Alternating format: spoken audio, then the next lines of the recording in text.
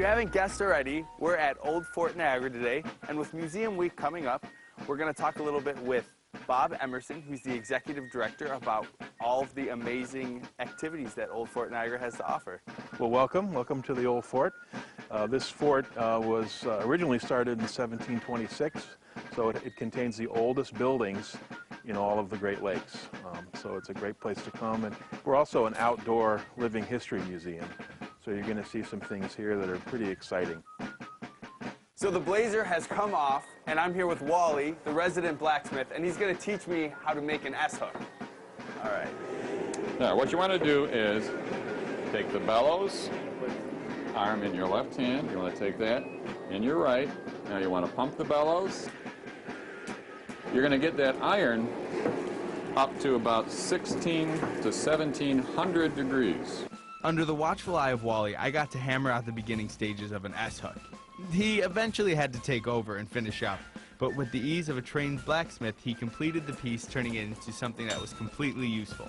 So I can imagine that life at the fort is incredibly difficult. So we're standing where they would, go to sleep. Tell us about how that all worked. Well, this is a guard room, so there were about 20 soldiers, French soldiers, staying in this room. There are 10 bunks, absolutely no privacy. You can see the bunks here along the one wall, just people literally crowded together, cheek by jowl. We've been invited to the bake shop with Pat Rizzuto. Now, Pat, tell us how this all works. Okay, well, first of all, I wouldn't be here in the 18th century because the French only had men at Fort Niagara. Women weren't allowed to be here.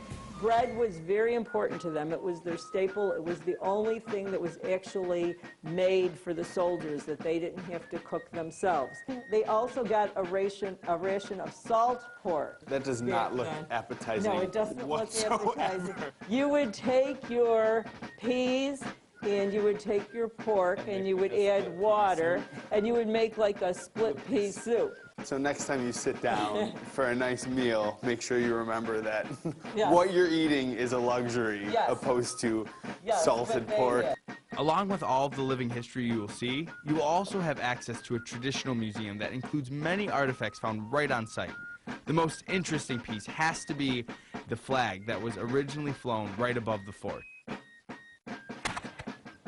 My day spent at Old Fort Niagara was pretty awesome. Being outside surrounded by history and getting to talk to people who were passionate about that old fort was inspiring. If you're looking for something to do this Museum Week, Old Fort Niagara absolutely has my recommendation.